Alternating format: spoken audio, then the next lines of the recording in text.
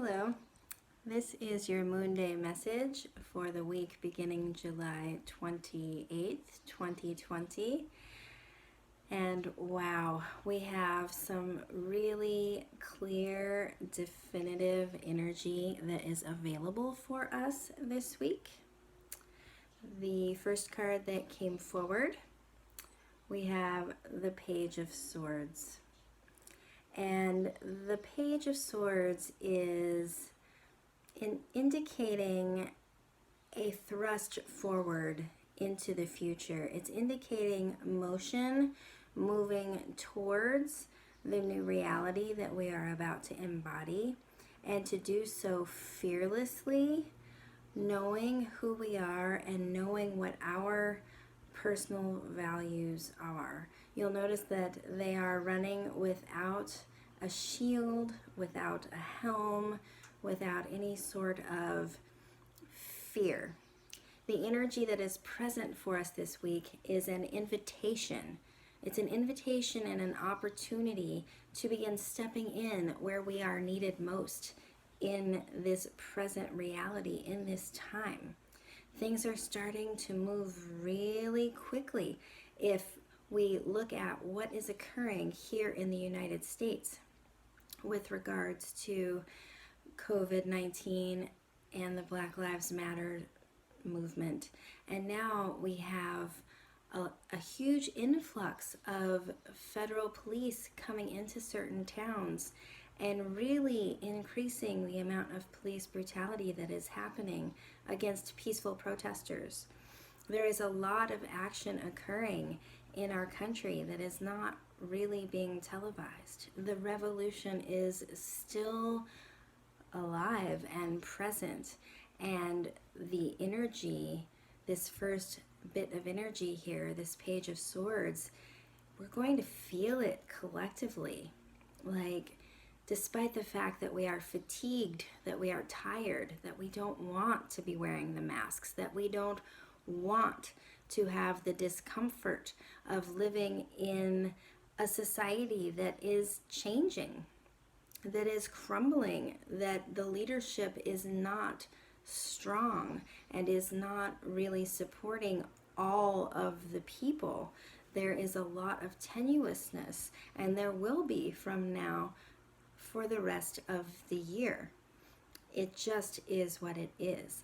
And the energy that we will all be feeling universally is this push to move forward anyway. This is not a time where we can step back and take the full rest. We've been gifted that pause. This energy is the motion forward. It is, in fact, the time to begin walking our talk and living as though we are in the world we wish to be creating. And the card that has come forward to support this is Death. And I love death. I love the Death card. The Death card is nothing to be afraid of.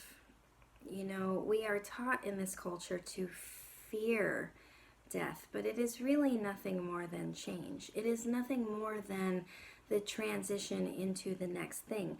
We would not be able to rebirth ourselves or rebirth our culture if we did not go through and experience the throes of death. And it is our indoctrinated fear of death and our indoctrinated fear of losing our unique individual identity that puts this veil over our understanding of the fact that we can never be lost. Our uniqueness and our frequency can never be lost. It is there and it is real. And this version will need to die at some point, whether it's because I choose to take a new name or make a big change in my hairstyle, change my career, whatever the change is that each one of us individually takes. They are all mini deaths. It is a death of what we once were and a rebirth into what we are becoming. And so individually and collectively this week, we are being pushed forward with the fire of the Page of Swords. We are being pushed forward to complete the death process, to allow ourselves to just say, it's okay. It's okay to let what was die. It's okay to release it. It's okay to no longer be attached to life the way it was, because it's not going backward anytime soon, if ever. Honestly, it doesn't feel as though we will ever get back to the way it was. Too many things have come to light. Too many things have been made clear for any of us to really take a step backward and allow the culture that was present to continue to be. It just is no longer in alignment with who we are collectively. So that is the energy that is present. And the animal that has come forth to support us this week in this very activating energy is my dear friend, the moose. And the moose is all about singing our own unique song, really getting clear on what our unique point of view is in any given situation, and using our words, using our language, using our song to express what it is we believe. It's also an animal that is so graceful despite its appearance, and it has the ability to go into some of the deepest water and dive down in order to find nourishment and nutrition in the depths. And so what I'm feeling and sensing from Sweet Moose this week is that as we are moving forward, as we are really moving forward and making commitments to who we want to be, like who do we want to be by the end of 2020?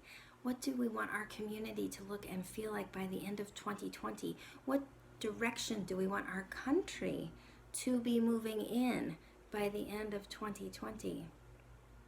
In that process, it's going to be tiring. It's going to bring up a lot of stuff that needs to be looked at. It's going to expand and extend and challenge each of our capacities on many, many different levels. And so as we move through this process, Moose says, don't forget to nourish yourself. And the best and really only way to fully nourish our heart and our soul is to go inward and to go deep and really tend to what is coming up for us. Really tend to our heart and our feelings and our relationships, even as we stay in alignment, even as we continue to walk our talk, even as we continue to show up in the best way that we individually can. We also need to walk side by side with Moose, tending ourselves, reminding ourselves of why we're doing the work that we're doing, why we're showing up in the ways that we're showing up, why we are who we are. Moose helps us remember our own unique call and asks us to step forward and share that for the greater good. That's our message for this week. I hope that it serves you well, and I will see you next Monday.